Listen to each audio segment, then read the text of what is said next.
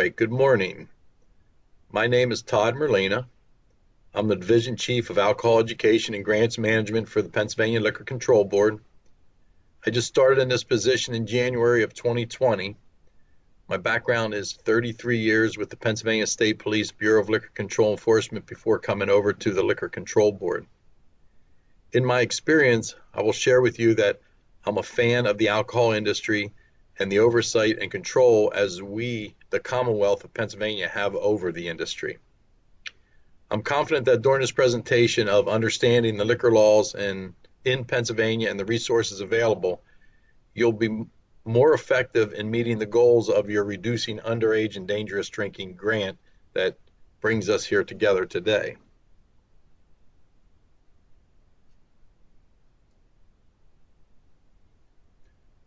The goal of the Pennsylvania Liquor Control Board grant is to decrease the number of incidents where alcohol is a contributing factor by creating a greater awareness. In my experience, no one entity can accomplish this goal. It is a cooperative effort between the Pennsylvania Liquor Control Board, Bureau of Alcohol Education, which that's what I bring, the Pennsylvania State Police Bureau of Liquor Control Enforcement play a role. You, as the grantee, are the eyes and ears of enforcing the underage drinking laws. Liquor licensees play a huge role also. Really, they're the front line, and we want their buy-in. We want them to understand what our efforts are, and we want a great working relationship between you and liquor licensees in your community. We then have other grantees potentially in your area, and you can go to the Liquor Board website, which I'll show you here in a little bit, to see if there are other grantees in your area that maybe you can combine efforts with. And then we have community groups and community organizations that might not necessarily be a grantee, but they could be valuable in accomplishing the goals. After all, everybody has a common interest in, reducing underage drinking and dangerous drinking. So maybe we want to reach out to those folks and get them on board where we have community events and show that everybody is making an effort to make our communities safer. Let me start by explaining that the Liquor Control Board has a juggling act to perform. They're responsible to sell wine and spirits, which they obviously do a tremendous job at. They're responsible for regulating the industry, and they're also responsible for promoting social responsibility. In 2000 and 2019, Pennsylvania Liquor Control Board generated over $2.5 billion and provided the general fund with over $7.5 million. I think we would say that that's pretty successful in what they're providing to the Commonwealth of PA. This revenue is generated through retail sales of 600 wine and spirit stores, wholesale distribution to licensees, and licensing of 16,000 retail and wholesale establishments. In addition to those 16,000 retail establishments, Bureau of Licensing processes 76,000 license and permits. So each licensee gets their original licensing, and if they want to deviate or add to or change that foundation of their original license, then are required to have a licensing investigation for things such as, maybe an extended hours food permit or tavern gaming license or an amusement permit. So looking at the Liquor Control Board and what they do and their success, in my opinion, I would call that one of the best franchises in the Commonwealth of Pennsylvania. If we had any other retailer or wholesaler that had 600 satellites, I believe we would all consider that very successful. And, I'm old enough to remember when you walked into what we called the state store and there was a counter there and the service representative would ask you what you want and they walked back to some metal shelves that they had behind the petition. Well, anybody who's gone into a wine and spirit store recently realizes that it's a tremendous experience. It's a retail shopping consumer experience. According to NABCA's website, 17 states have an agency to oversee the wholesale or retail sale of liquor and wine, Only Pennsylvania and Utah exert complete control. Anything we talk about here today is going to be accessible on the Liquor Control Board's website. All you have to do is Google PLCB. It'll bring you to this web page here. And as you can see at the top, you have consumers, education, licensing, suppliers, and legal. And each one of those tabs has a wealth of information, and all of it is contained, everything we talked about today is contained in this website. Let's talk a little bit about the Bureau of Alcohol Education. The Bureau of Alcohol Education really provides three primary concepts: no use and zero tolerance messages to those under the age of 21, encouraging responsible consumption for those over 21, and promoting responsible alcohol service and practices among liquor licensees and those who are in the serving industry. The Bureau of Alcohol Education is a resource, and we like to think that we're pretty good at providing services and creating and supporting partnerships. In 2019, the Bureau of Alcohol Education was recognized as a national leader. This was by the National Liquor Law Enforcement Association, and the recognition was for the partnership that the Bureau of Alcohol Education has with the Bureau of Liquor Control Enforcement. The award was for the sharing of information regarding age compliance check and the cooperative efforts in providing training to licensees and grantees. Within the Bureau of Alcohol Education, there are two divisions. We have Educations and Grants Management, which I oversee, and then we have the Responsible Alcohol Management Program, which is managed by Lori Rizzo. The two primary responsibilities of these two divisions are grants management. For the 2020-2022 cycle, PLCB awarded over $2.7 million to 24 law enforcement agencies, 22 nonprofit community groups, 2 primary and secondary schools, and 2 for-profit organizations. The RAMP, owner, manager, seller, server training is also provided online, and they are working on carding procedures during the COVID situation. We also support a campaign known as Know When, Know How. It's a media campaign sponsored by the Pennsylvania Liquor Control Board to create talking points between parents and their children regarding alcohol. I refer to it as a practice game.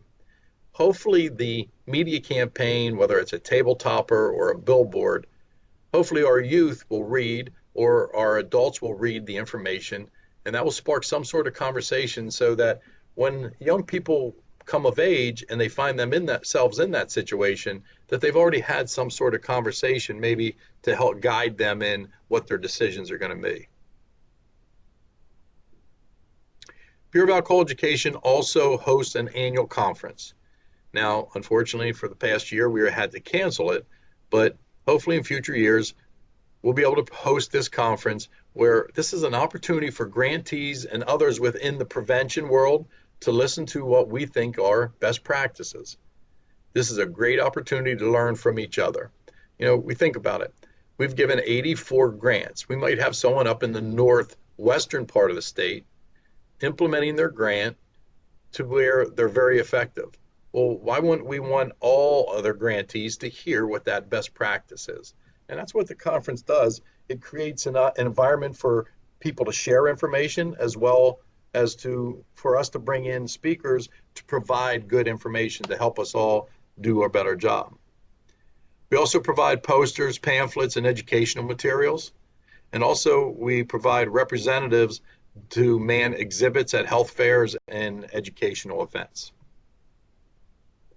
Since 2006, the Liquor Control Board has also been responsible for providing a report that is a snapshot of alcohol-related programs in the Commonwealth. It's referred to as Act 85.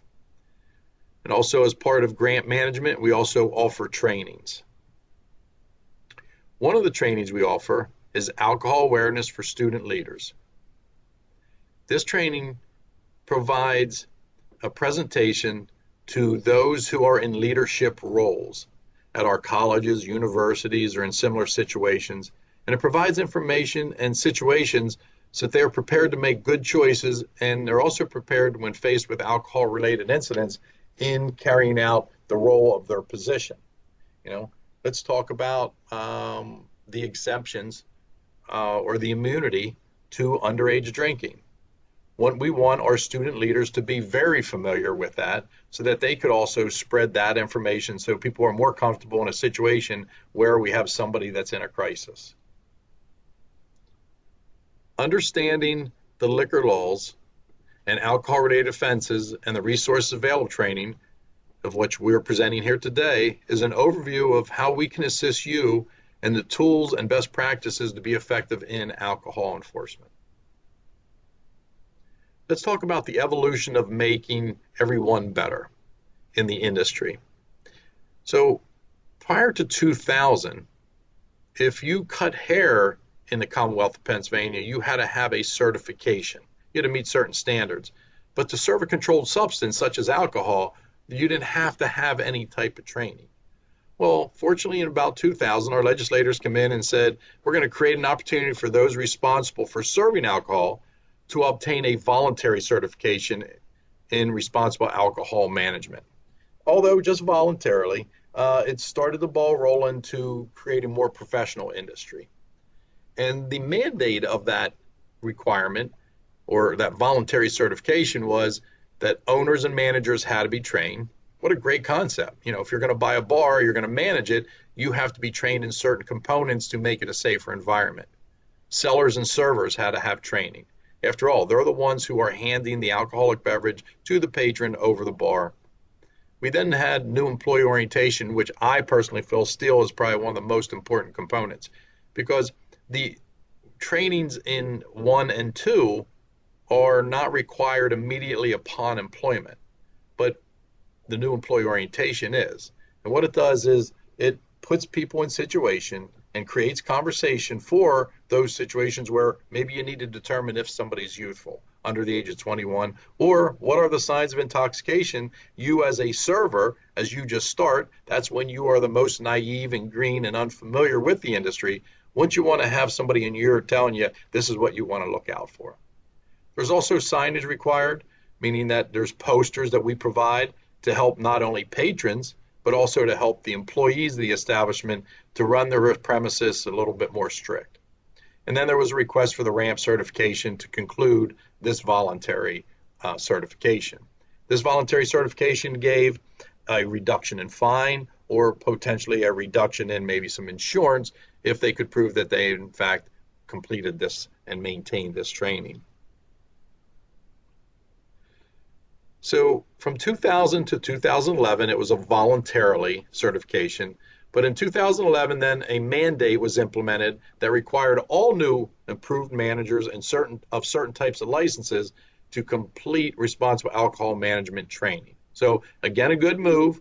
And then we even moved forward in tightening up the ship. And in 2016, a mandate was implemented that would now require anyone hired after August of 2016 to complete the RAMP training. So now we have our owners, managers, and our sellers, servers, and that now is pretty much anybody that is going to be checking identifications, serving alcohol, and familiar and overseeing the business has to have this training. The RAMP training provides information to make everyone better and more aware. For example, the training goes over the acceptable forms of identification if requested in order to purchase alcohol. So what are those legally acceptable forms of identification? Well, first, it's a valid photo driver's license issued by a Department of Transportation, a valid photo identification issued by a Department of Transportation. We do accept Canadian driver's license or other bona fide identification issued by a government agency, U.S. Armed Forces identifications, and valid passport or travel visas.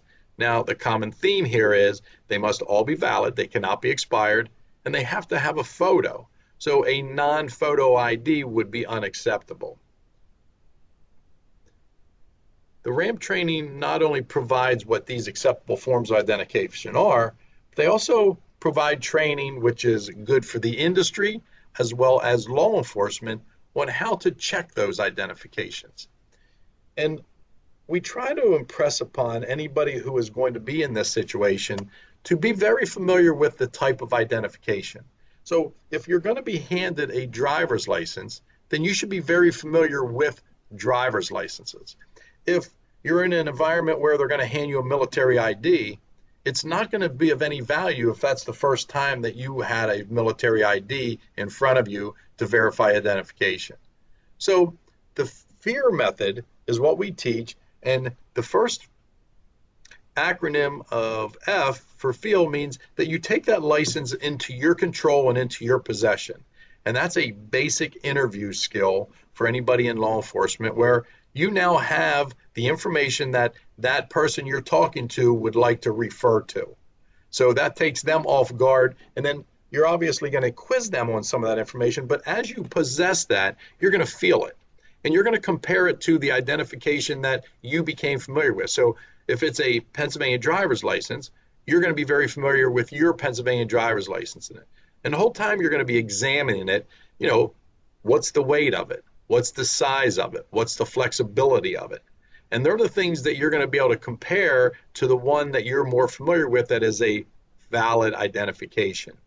You're then going to ask questions, basic interview, because fictitious identifications, because of ID chief in China that provides all these kids with these fake IDs, is so good that really you're only going to be able to determine through the interview.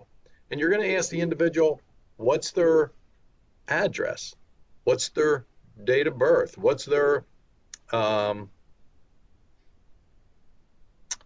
expiration date? But some other things that we also encourage you to ask is, what is your zodiac sign? If someone's using another person's identification that looks similar to them, they might memorize the date of birth, but they won't necessarily know the zodiac sign. Also, if you have someone coming in from another state into Pennsylvania and having a Pennsylvania ID that's fictitious, ask them what county their town is. And I'm pretty sure that they're not going to know that county because that's something that's not on the identification for them to remember. Then the last thing we like to ask is have them recite what their operator license number is at the top of our identification. And a clue of whether they are fictitious and memorizing the information is if they can recite that, because usually not many people know that number. And then the last acronym of R is either record, arrest, or return the identification if in fact you determine that it is legitimate. It is recommended in Pennsylvania that you identify or card, as we refer to it, as anybody who appears to be on the age of 35. And I think that's a good philosophy, good method, that now we're not making a judgment call. I think, they're 20 or they're 21 or they're 22. Anybody that's under 35, and actually establishments can set up a house rule that that's what their policy is. So we're all familiar with identifications that are currently valid. And, we've been so used to these IDs that as soon as you see it, your eyes go directly to the date of birth, they go to the expiration. PennDOT has made it very fortunate for us in law enforcement and the industry to make the vertical driver's license that indicates that, hey, one, they're under 18, there might be some driving restrictions, or they're going to be vertical until they're over 21 also, where we have the yellow line and the red line indicating 18 and 21. Now, we have this new license that's be coming into circulation for the next several years. So you can see we immediately went from our muscle memory on the old identification to this ID. Now maybe we scramble a little bit because it's new for us. And that's why we say you got to be familiar with the identifications you're going to be checking, because we find that when somebody's not familiar with the license, whether it's in law enforcement or in the serving industry, rather than spend a lot of time and look foolish that they don't know what they're doing, they pretty much accept that identification, hand it back. So that's what we don't want. We want a thorough examination because we're familiar with the features of that license. Also during the RAMP program, we talk about legal intoxicated, and that's exceeding the legal limit of a blood alcohol content, compared to visible intoxication. That's a different burden. Visible intoxication is based on an individual's displaying signs of being intoxicated, such as glassy eyes, staggered gait, slurred speech. Someone can be visibly intoxicated without being legally intoxicated. If they're not used to drinking and they have a Long Island iced tea, their legal limit of their blood alcohol content might not exceed the legal limit, but they might start displaying signs. And we also will have the reverse, where somebody who's accustomed to consuming alcohol, maybe they are over the legal limit, but because they're accustomed and can handle what we call their alcohol, they don't appear to be visibly intoxicated. It's at this slide that I also like to talk about not only law enforcement, but primarily the people in the industry is, let's start predicting intoxication. And the reason I say that is with all these new microbreweries and distilled products with very high alcohol by volume, ABV, if I'm a server and somebody comes in and they order a beer that has a alcohol by volume of, let's say, 11%, I should be conscious that if they drink 2 of them, that could be equivalent to either 4 or 6 of another type of common beer, let's say like a Miller Lite. So I think we can pretty much predict the intoxication if we see somebody who's continually ordering these beverages that have a high alcohol by volume. We should be conscious of that and probably limit the number of those drinks that they should be able to have. Now, I'd like to provide the authority and services provided by the Bureau of Licensing. In law enforcement, or in codes enforcement as a borough counsel, these are some features that you're going to want to know that are offered by the Liquor Control Board. So the Bureau of Licensing within the Pennsylvania Liquor Control Board has a program called the Licensee Compliance Program. And I'll tell you, in my opinion and experience, this is the most effective oversight of the licensing community. It was only implemented in 2017. It is complaint driven, but what it provides the authority to the licensing investigators of the Liquor Control Board is an unannounced compliance check. Each licensee, when licensed initially, has to meet certain standards. Do they have seating? Do they have lighting? Do they have egress? Do they have enough food? So they're the basic foundation requirements in order to have a license. Well, this unannounced compliance check is to make sure they're maintaining those requirements. It allows the Pennsylvania Liquor Control Board to immediately suspend licensing privileges for certain compliance deficiencies. So if they don't meet those standards that are the foundation of obtaining the liquor license, they then may suspend their license for up to 5 to 10 days until the licensee proves that he has corrected the situation for a reinstatement. Often the BLCE, Bureau of Liquor Control Enforcement, accompanies the Liquor Control Board licensing investigator because they then have the authority, in addition to the PLCB suspension, to also cite that liquor licensee for any violations that they might see. They could also take in anybody from other agencies, the local police, licensing inspections, the health departments, fire inspectors. These are things where we want to make sure that that entire environment, that liquor license establishment, is an establishment meeting the guidelines of what the state requires. This is to give you an idea of the complexity of the licensing establishments that serve alcohol in Pennsylvania. There's over 70 different types of licenses, and the majority of them have different authorities. So we go from anywhere from a hotel to a special occasion. Special occasion is anything outside of that 16,000 liquor licenses that we issue. That would be like a church group, a fireman's group, a first responders group that would qualify. They then could act as a bar room, pretty much serving alcohol for a period of time within the small special occasions permit. We also extended to anybody who transports alcohol. So anybody that would pick up alcohol at any location and transport it to another destination, they would be required. We also have a sacramental wine license.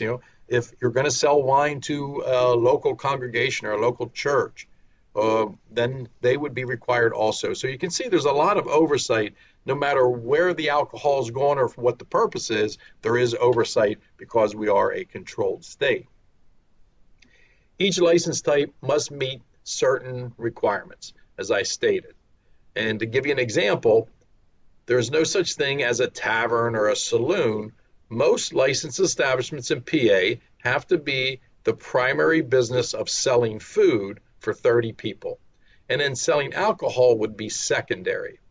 So they must maintain dishes and silverware sufficient for 30. They must have menus or similar indication of food available.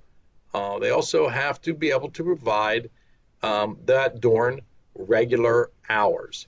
So we wouldn't go in necessarily and ask for food at 2 o'clock in the morning because that's unreasonable. But if we have a complaint or we have a suspicion that they're not serving food and maintaining that very basic requirement of being a food service, we would then have to go in and see, are they serving food at lunchtime? Are they serving food at dinner time at all during the week? So it's, again, a good oversight to be able to establish, are they meeting those basic requirements? So except for manufacturers, snack food does not count as these foods. And when I talk about manufacturers, that's your microbreweries, your microdistilleries, and your limited wineries. They have some different requirements because they're considered a manufacturer as opposed to a retail. Although that establishment might look the same as the bar down the street, but depending on the licensing, there's different privileges. So snack items don't count for an R, which is a restaurant, an E, an eatery, or an H for a hotel. Expired or post-dated food does not count. So you can't buy 30 pizzas when you get licensed in 1990, and here we are 30 years later and still have those 30 frozen pizzas. That would be unacceptable. Raw or frozen food without any method for cooking it, unacceptable. Food that cannot be identified or qualified due to long-term freezing. Let's say you have 10 pounds of hamburger.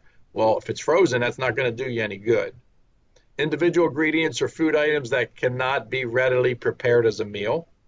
And what about the amounts and quantities of food that will not be provided for 30 patrons at one time? For example, unacceptable is if I have 30 people come in and I can only feed a couple of them a sandwich, I've got a couple steaks, and then I got 3 cans of soup to make up the difference. That would be unacceptable. You have to be able to prepare 30 people as if they were all ordering the same thing.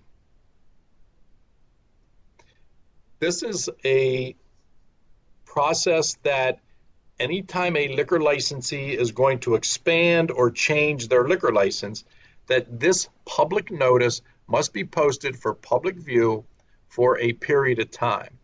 As enforcement in your communities, whether it be law enforcement, codes enforcement, again, or your city bureau, town council, you'd want to know that, hey, this licensee is now asking for something. And you might not know that unless this orange placard is posted and you know what that orange placard means.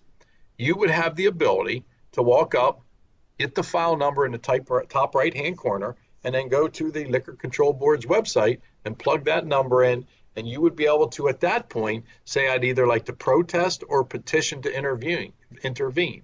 Maybe what you'd want to do is just research that license. Let's say it's a licensee and they have entertainment. And the entertainment on occasion might be disturbing to the community, but now they're asking to extend their premises to, let's say, the parking lot or to the deck area. Well, I think you would be reasonable to say that that's going to cause even more problems now that, the weather's changing, or, now maybe you want to object to that. We also have a Liquor Control Board corrective licensing program. Now, this is often referred to as a nuisance board program or a non-renewal program, not to be confused with the district attorney, the local law enforcement, or the Bureau of Liquor Enforcement when they bring a 611 action, which is actually a padlocking for an establishment that's nuisance, and there's different criteria for that. So this is the PLCB's right to refuse the renewal of a license when a licensee has abused or its licensing privileges. So let's understand licensing. Liquor license establishments are licensed every other year, and in the opposite year, they validate their license. So this would only be something where you could approach it during that renewal period every other year. And what it does, it says anybody who has been deemed a nuisance under 611 then now is going to qualify under the non-renewal action. Or the second tier would be that if a licensed establishment has 3 or more citations meeting established criteria within a 24 period, which is monitored by the Bureau of Licensing, then they would then be sent a letter saying you're being considered for non-renewal. And the third tier, and probably the most effective for you in your communities, is if you have an establishment that adversely impacts the public welfare, peace, or morals. Let's say that it's draining your resources because there's people leaving there every night intoxicated. Or let's say that every night that you go after the closing, there is drug paraphernalia found. So this is something where you could notify the Liquor Control Board, and they would send the licensee a non-renewal letter, which already puts them on notice that they then have to come in and testify to the fact that they're deserving of that license. That would also give you the opportunity as enforcement or whoever was objecting to it to then say your piece of, why they shouldn't have that particular license or that permit. The non-renewal process can result in a conditional license agreement to remedy the action that put the licensee in the situation. Let's all be good neighbors. So we don't necessarily want to get rid of this business. That's somebody's livelihood. But maybe as an agreement, the conditional licensing agreement, they can't have music or amplified music after 10 o'clock because that's when it disturbs the community. So it is a great process if everybody understands it and takes advantage of it. I believe it brings resolution to the majority of situations. The Pennsylvania Liquor Control Board's website provides easy access to a lot of valuable information. If you go into the licensing search, you have several options. You can put your municipality, your community, your town, and it will tell you every license that's in that geographic area. You can put in a type of license and pretty much figure out who owns that license. So it really gives you intelligence so that you can now manage your town and know what's going on in your town. This is an option that's on the Liquor Board's website under the Legal tab. And although I've been in the business for almost 34 years now, I still use this multiple times during the day. So you can go to this advisory opinion search. As you can see the search engine there, you type in, let's say, happy hours, hours of operation, maximum volume of alcohol to be served, can mixed drinks be served to go? So, our industry changes so often, especially under our current situation, that maybe this is something that you don't deal with every day, but it's there. The information's there, and it will give you every advisory opinion from the Liquor Control Board's Legal Bureau that they've responded to liquor licensees in whatever period of time you choose to search. We then have the Pennsylvania State Police Bureau of Liquor Control Enforcement, different from the Pennsylvania Liquor Control Board. And although they separated enforcement in 1987, I'm still amazed of the number of people that get the Pennsylvania Liquor Control Board and the Bureau of Liquor Control Enforcement confused. So in 1987, our legislators did what's called a sunset review. They said, we're going to take enforcement from the Liquor Control Board and we're going to place it with the Pennsylvania State Police, where it currently lies at this point. And that gave the officers the ability to investigate unlicensed sales of alcohol, as well as any violation of the liquor code. Enforcement officers may arrest on view, except in private homes, any person in violation of certain provisions of the Pennsylvania criminal statutes dealing with alcohol. This is how the Bureau of Liquor Enforcement is broken up into districts. If you go to their webpage, you'll find the contact information for each of these districts, as well as their bureau headquarters and some of their specialized units. Bureau of Liquor Control Enforcement can assist you in a variety of ways. They offer undercover patrols. Where else are you going to get an undercover patrol or an undercover investigation, especially in a small town where everybody knows you're uniformed police officers? So what a great resource for you to have to maybe gather some intelligence for you. Uniform patrols. They'll come into a town and check for minors or check for loud music or intoxicated patrons, or operating after the hours of that are specified. They also are entitled to do what's called a routine inspection. This is probably the greatest opportunity to gain intelligence in the law enforcement world. For a liquor enforcement officer, they'll go into a liquor license establishment and figure out who all their employees are to determine if they're paying unemployment workman's compensation. Are they meeting the requirements and the law of where they purchase their alcohol? How much alcohol are they distributing on any particular evening? Do they have any patrons that they ban, or are there any incidents that we should be aware of that are occurring and maybe they're not sharing? We also can do audits as a result of what we find out. They have an immediate notification plan where if you get notification that there's going to be a band at a local bar, and we know that they've been there the last 2 Fridays and the neighbors were disturbed by it, then LCE will notify that licensee and put them on notice. They have the age compliance program where we train and send individuals between 18 and 20 years of age into a bar to see if the bar will serve them. Probably one of the greatest enforcement programs developed in the history of Bureau of Liquor Enforcement. They have minor patrols, college and concert events, after hours patrols to make sure that establishments are closing at the legal hours. We'll talk more about that. Loudspeaker. Are there music? Is there entertainment being provided and it's emanating into a community? And or does that escalate to a disorderly operation and a nuisance bar, depending on what the activity that's occurring? And then they also investigate unlicensed sales, which would be what's called a speakeasy or your fraternity parties or your house parties in communities. As law enforcement, if you have an issue where alcohol and or a licensed establishment is involved, you have a couple options. One, you can forward all the information and let LCE take care of it. LCE, if it's something where it's going to escalate to a non-renewal, then they will notify the PLCB. You could gather information. Really, you're the eyes and the ears.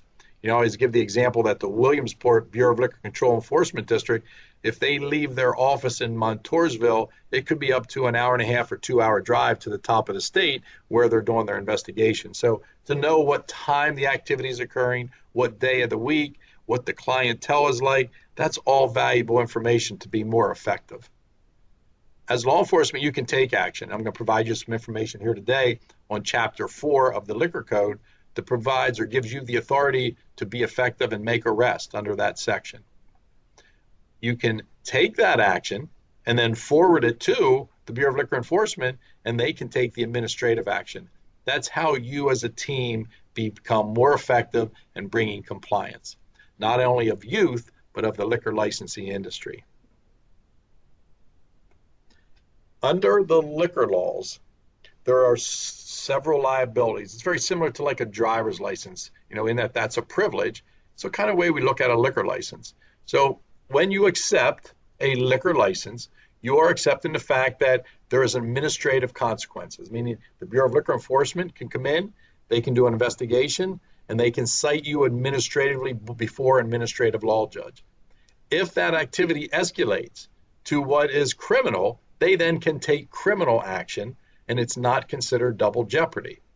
And then under the liquor laws, there is civil liability, and we're probably all familiar with the dram shop law, where if something happens or someone's injured, there can up to 2 years, they can file a civil suit on that incident, and depending on who's responsible, they could hold liquor licensees or servers, they could hold minors, intoxicated patrons.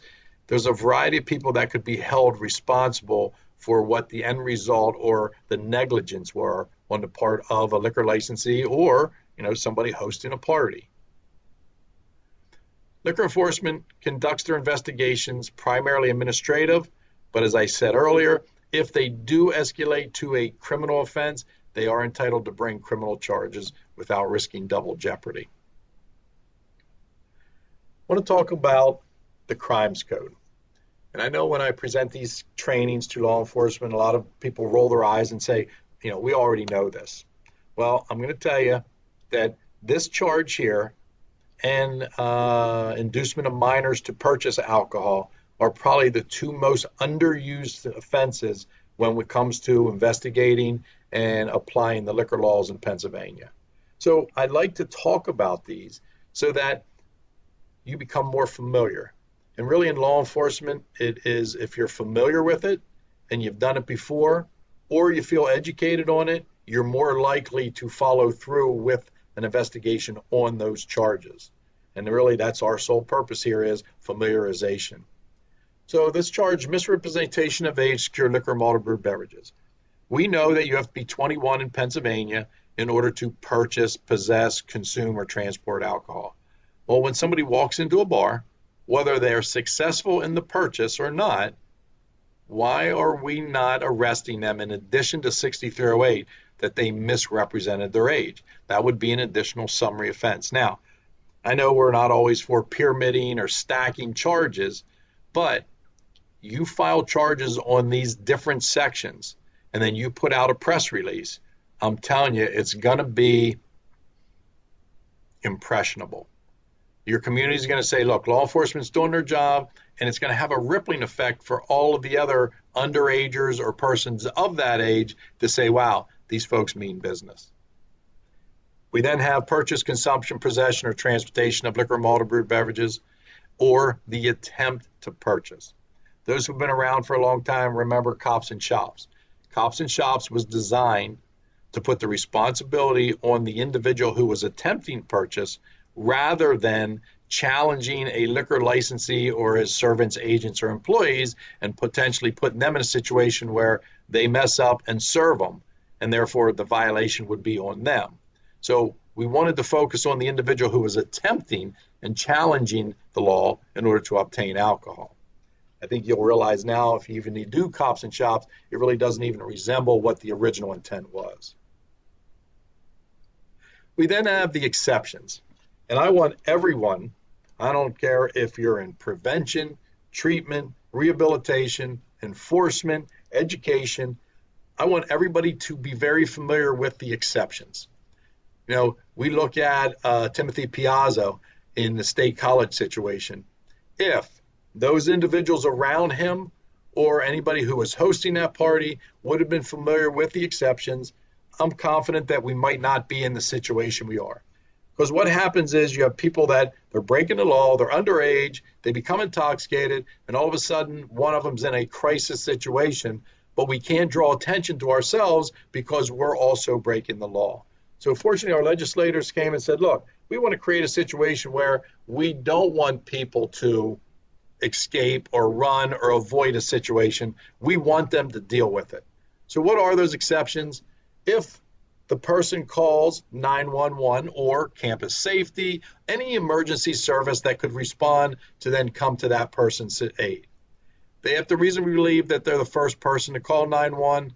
The person providing has provided his or her name, and the person remains with them during the response to the medical assistance. Now, I will tell you, in my years in law enforcement, I didn't care if there were 5 people. If they stayed with that individual, although they were breaking the law, I was going to give them the immunity and the exception just because they're looking out for the welfare of that individual. And I think morally that's commendable. Representing that minor is of age.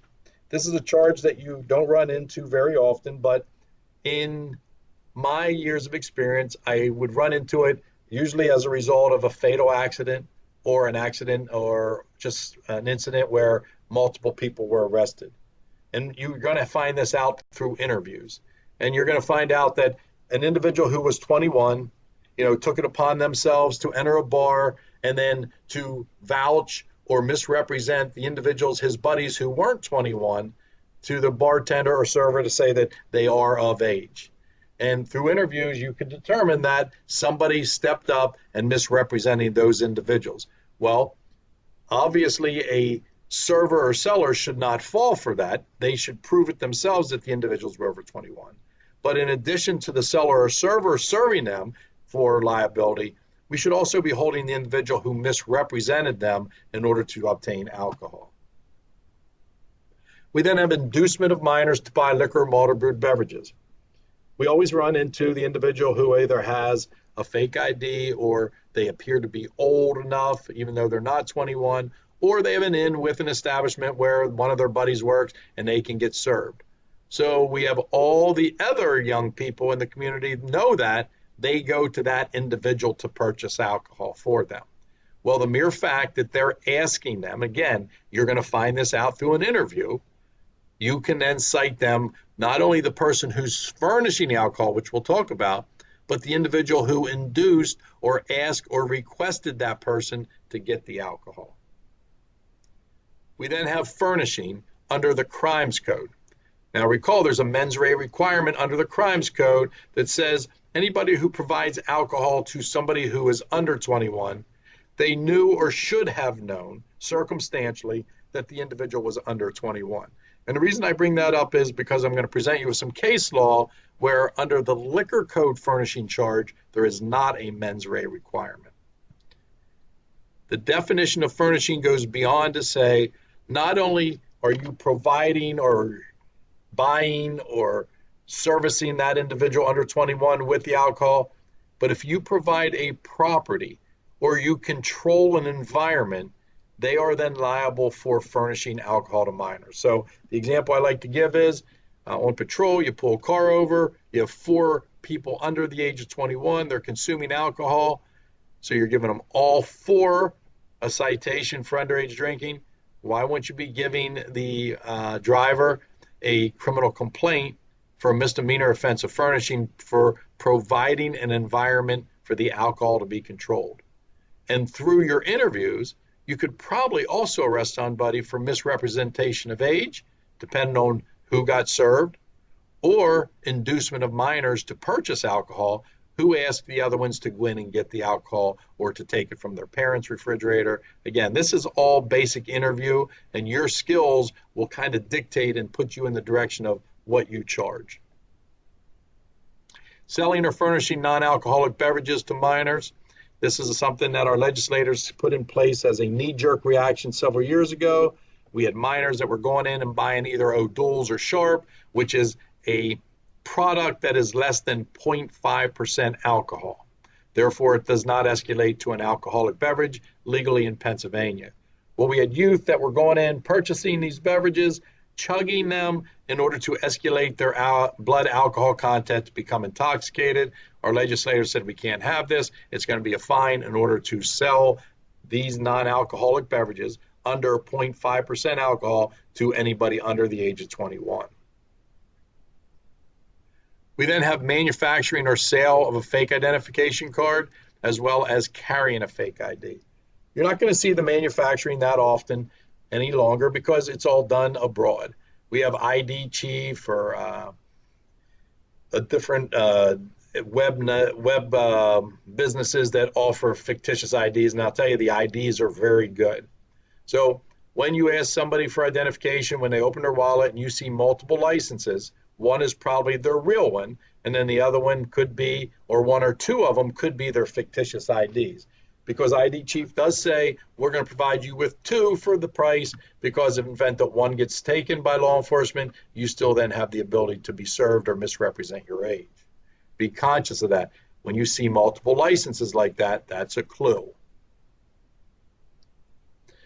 We also have sections in the Crimes Code that prevents certain businesses from opening that think they're going to get around the liquor laws. And the reason they want to do that is because the liquor laws are very strict, so they think, I'm going to open this establishment and I'm not going to be subject to the inspections by liquor enforcement or the oversight by the Liquor Control Board.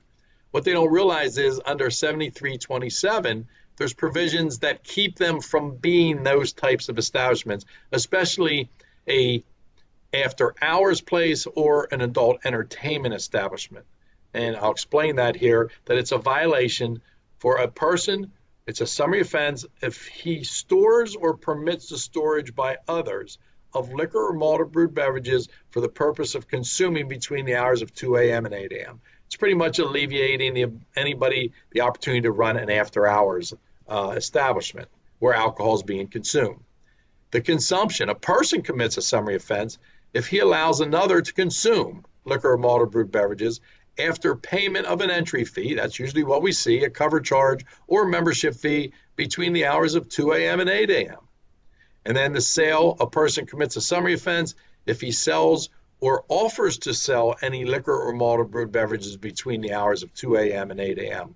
without a license. So not only would it be subject to sales without a license, as well as other violations depending on where he's obtaining his alcohol, he would also be subject to 7327 for providing the alcohol if it's during those particular hours. And then we have entertainment is prohibited at these establishments under 7329. So the prohibition of certain types of entertainment at bottle clubs, that's what we're identifying them as.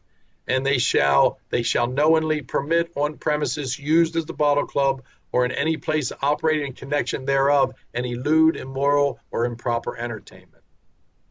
And then under this section, we also identify what a bottle club is.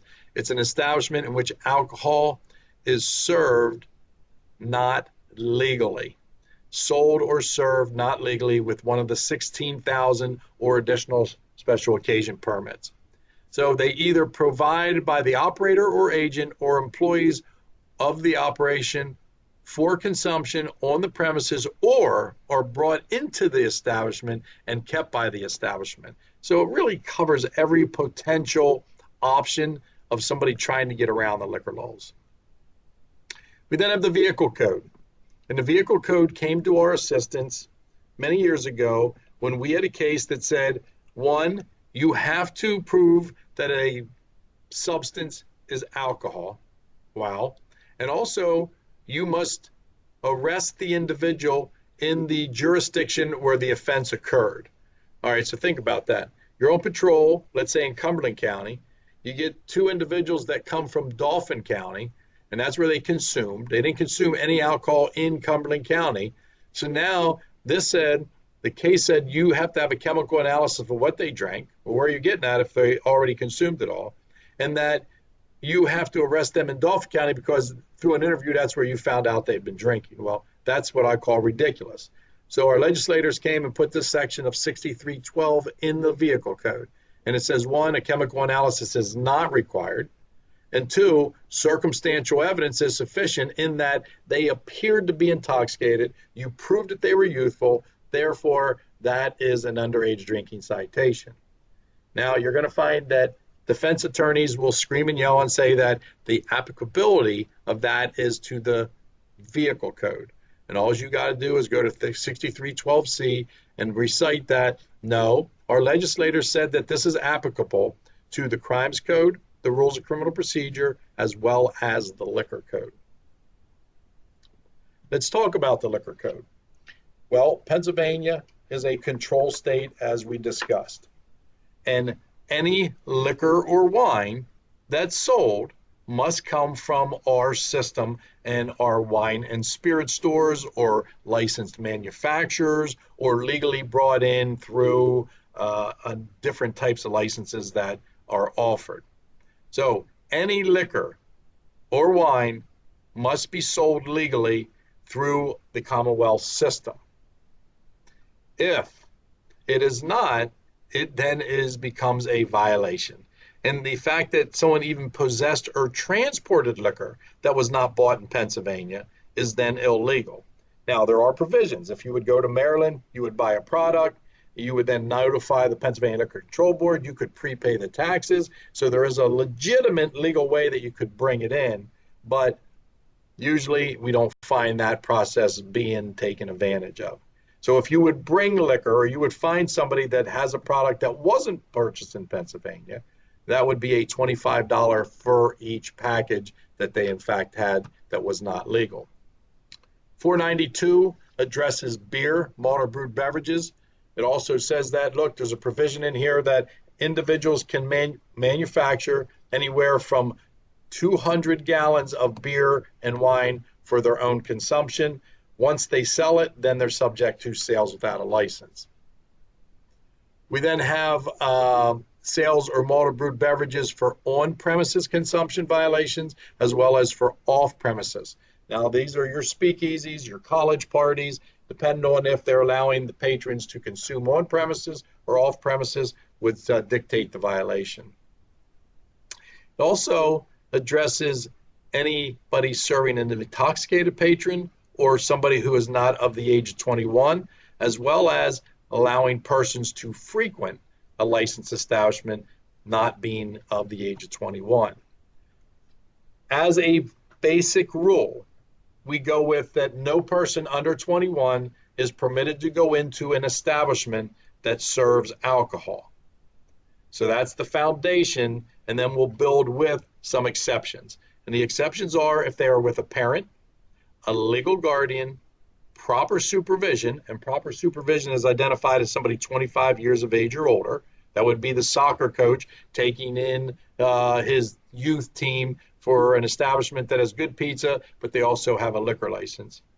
Also, one of the exceptions is that they're attending a social gathering, which there are requirements of notification to local police and Bureau of Liquor Enforcement ahead of time if that's what you're hosting. And then there's the Pizza Hut exception.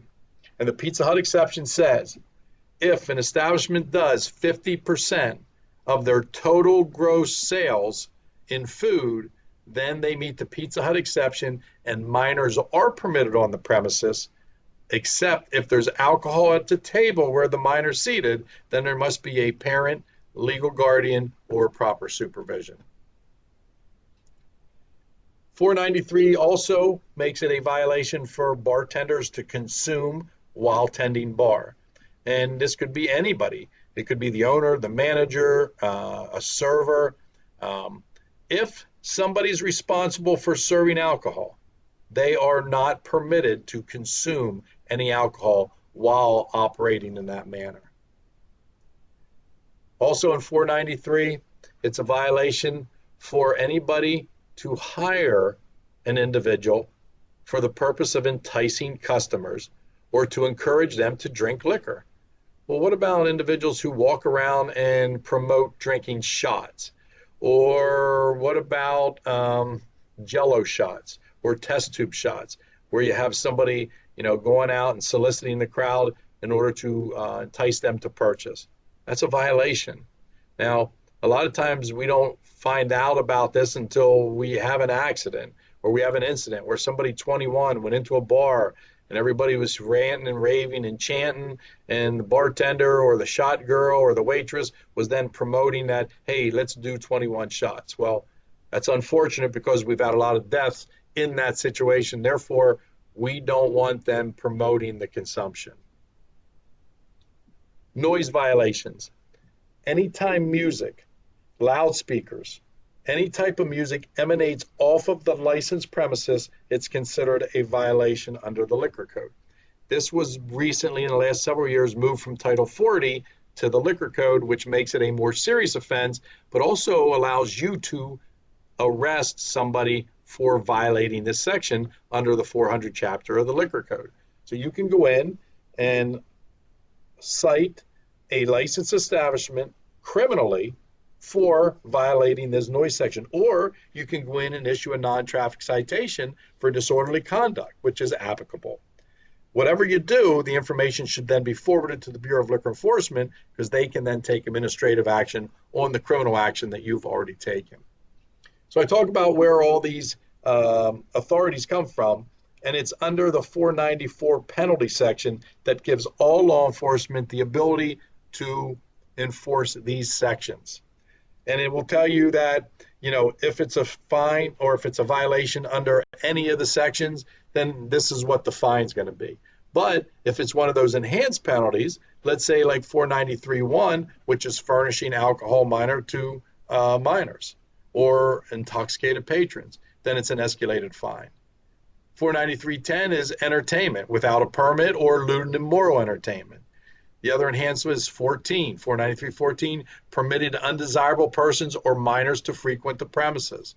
493.16 is furnishing or delivering liquor or malted brewed beverages during unlawful hours. We'll talk more about that.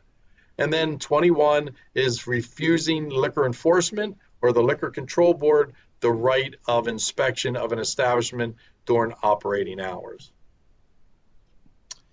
The penalties go on to say that if you find anybody in a situation where they're selling alcohol without a license, it would apply a $2 per fluid ounce for each container of malt or brewed beverages, and a $4 per fluid ounce for each container of wine or liquor found on the premises.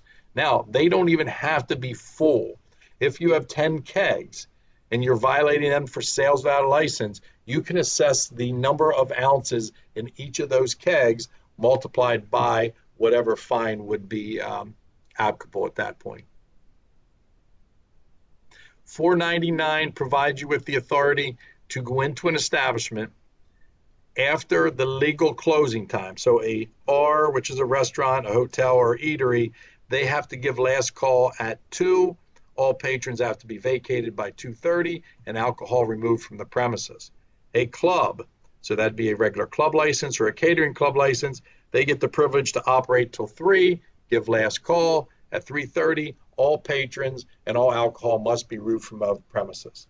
So if you would have an establishment that is pushing the limits and violating this, we recommend that you would go in after those 2:30, 3:30, maybe going into 2:45 or 3:45. If you find that there's still people in there, now you're allowed to have employees that are cleaning up or band members who are removing their equipment. But once they have an alcoholic beverage, they're no longer an employee or a contractor, they're then a patron. And you can issue a non-traffic citation to the licensee for these violations. Case law. So we have Commonwealth versus BACA. And this is the case that pretty much handles all of your speakeasies, your sales without a license, and your fraternity or college parties. It says when charging a cover charge or an entrance fee, but stating the alcohol is free, is considered a sham or subterfuge for what in fact is a sales of alcohol. So if there is a condition to get to the alcohol, again, doesn't matter if it's a cover charge or a voluntarily donation, if you have to provide it to get to the free alcohol, it's not considered free. It is conditioned to get to the alcohol, and that constitutes sales without a license. Commonwealth versus Hague is a Lancaster County only decision.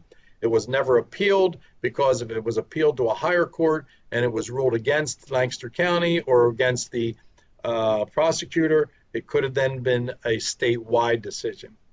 What Hague says is that you cannot, without Miranda, ask an individual that you are investigating for underage drinking how old they are, that if that is incriminating information for that offense and against their constitutional rights.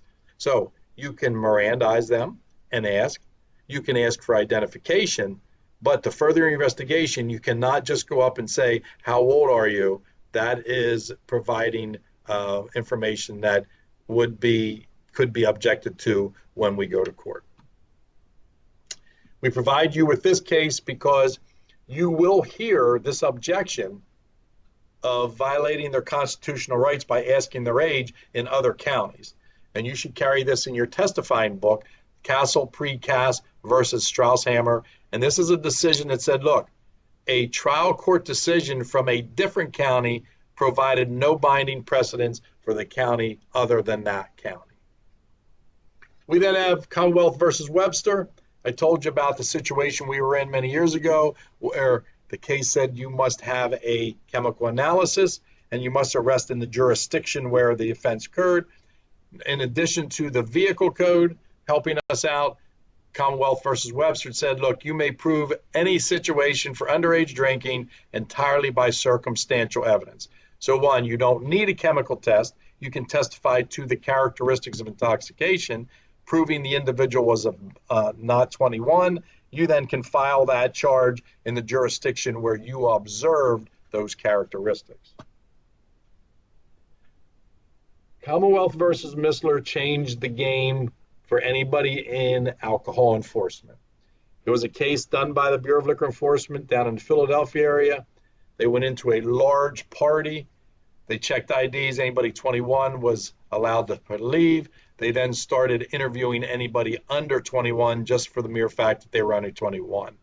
The courts ruled that now, in the future, you must have particularized and reasonable suspicion of each underage drinker.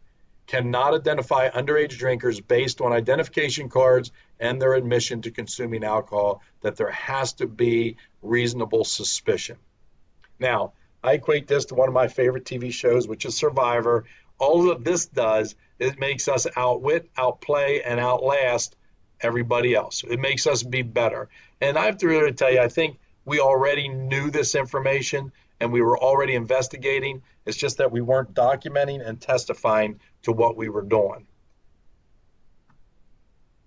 And then I'll come back to that in a little bit. We also have Commonwealth of Scaleri, and that's the case I told you where there's a mens rea requirement under the Crimes Code for furnishing.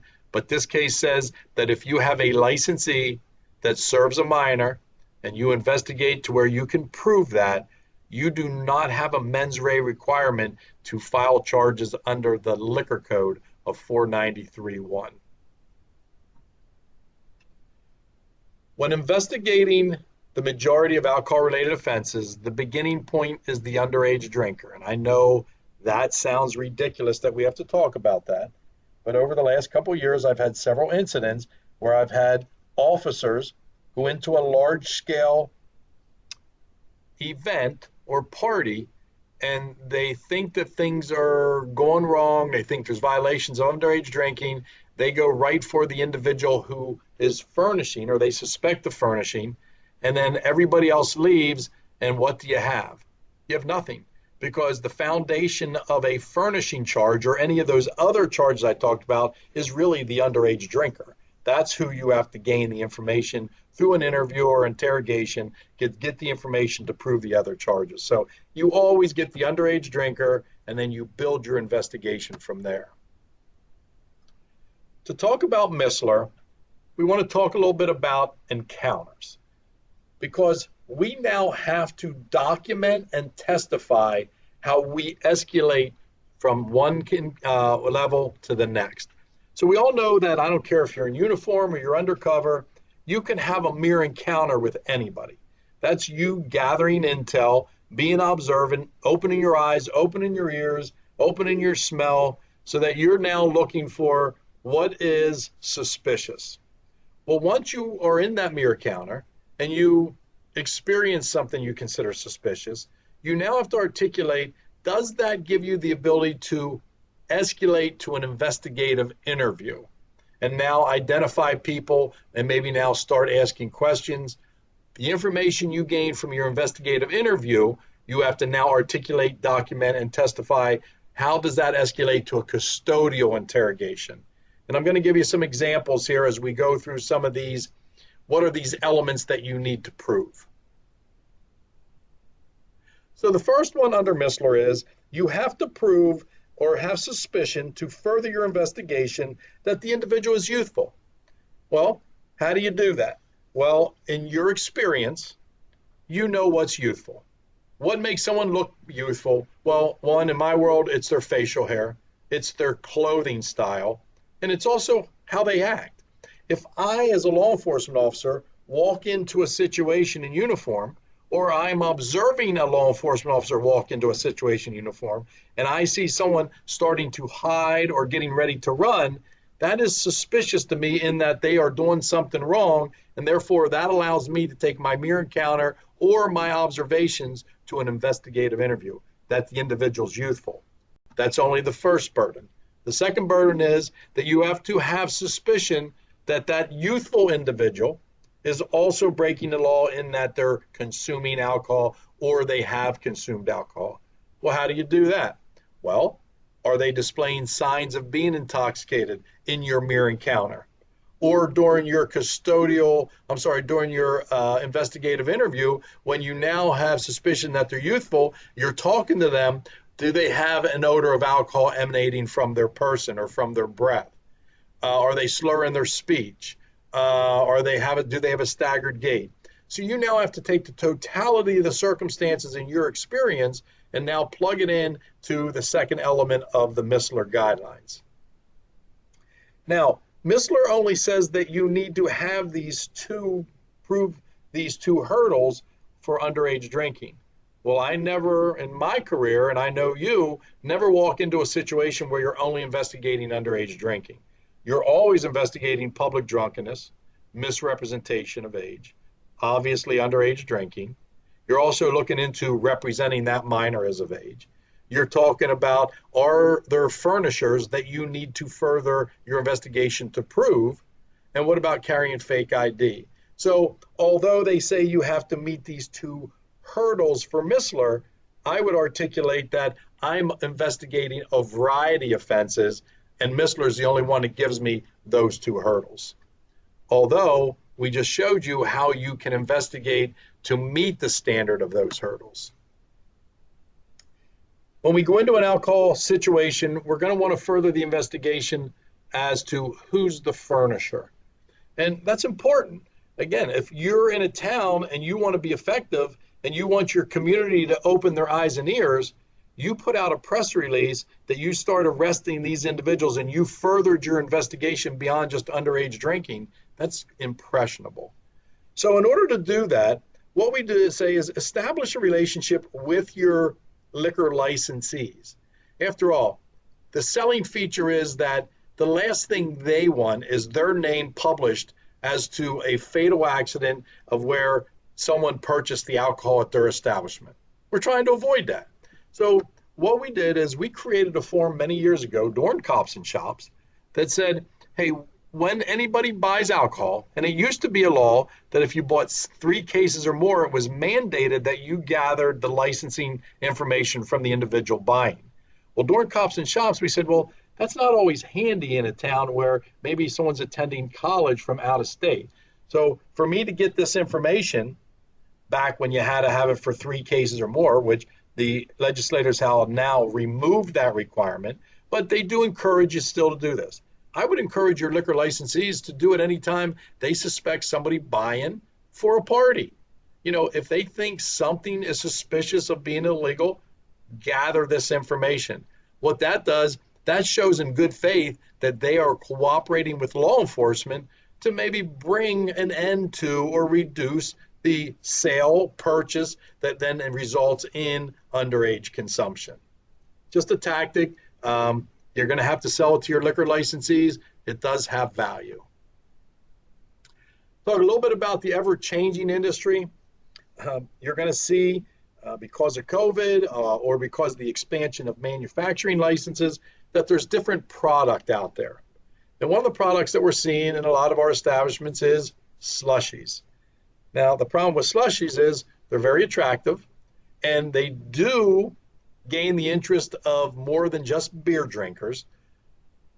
But the problem is, when you buy one of these slushies, where is that going to be consumed? So on a 95-degree day, are you going to buy that Slurpee or slushie and then put it in the trunk of your car so that you're not in violation of open container of alcoholic beverages while operating a motor vehicle? Or are you going to put it in the console and put a straw in it and start consuming it? And I want law enforcement to be aware of this because you're probably going to be in a situation where you respond to an incident or an accident or a fatal, and you're going to say, well, these people were intoxicated, but you're not sure where they became intoxicated because all there was a Slurpee that was in the console. Well, take this for example. We have on the left, we have a blue raspberry with its non-alcoholic. On the center, we have a Mike's Hard lemonade that is a 5.5. Now, that's twice the alcohol by volume of like a Miller Lite.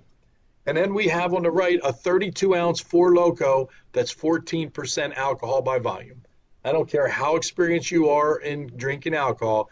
You drink that Four Loko, you are going to show signs of being intoxicated, and not only visibly intoxicated, but you're probably going to escalate your blood alcohol content to the point where you're almost illegal. I'm going to go through a couple knowledge questions here, and I picked these to provoke conversation, either as to reinforce what we've already talked about, or maybe a section that we didn't talk about, but as you're out there on patrol, maybe to keep your eyes and your ears open. So the first one's going to be, is it legal for a minor, and that's an individual in the alcohol world that's under 21 in Pennsylvania, to be on a licensed premises if they are not consuming alcohol?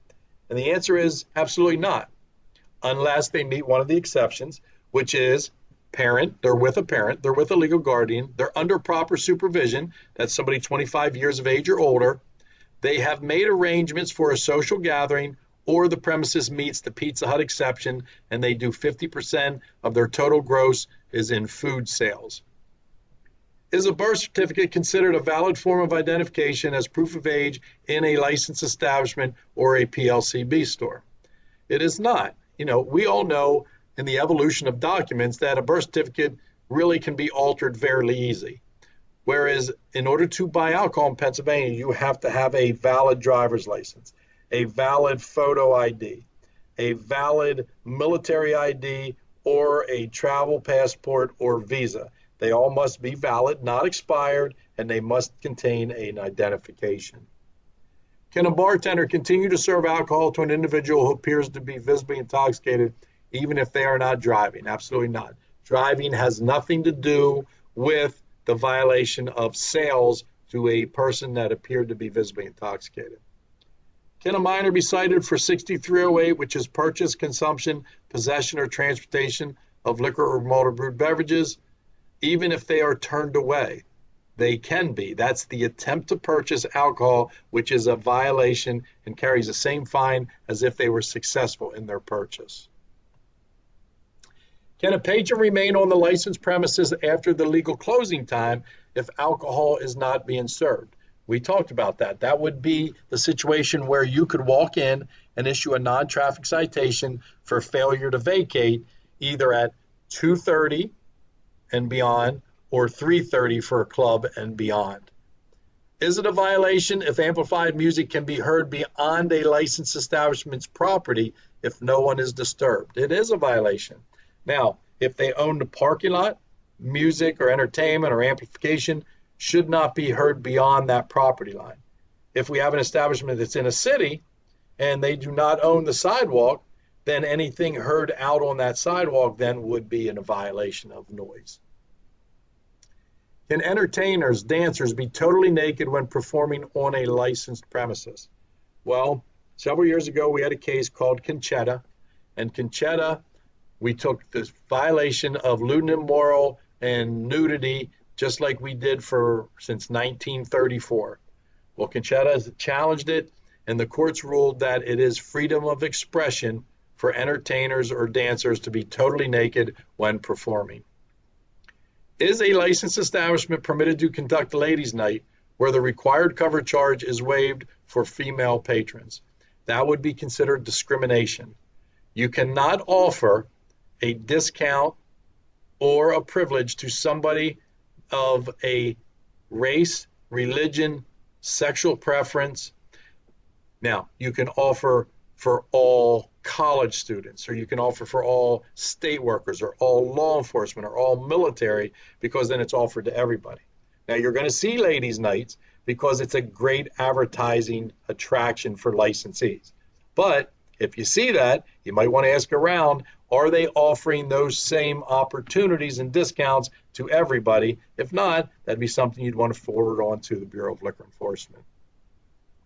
Can a happy hour at a licensed establishment be held for 4 consecutive hours from 9 p.m. to 1 a.m.? This is really a trick question because no discount should be offered beyond midnight. Now, a couple of years ago, our legislators allowed licensees to have 2 hours of happy hour discounting prices a day, times 7 days a week. They're allowed to bank 14 hours and utilize them 4 hours per day until they're exhausted.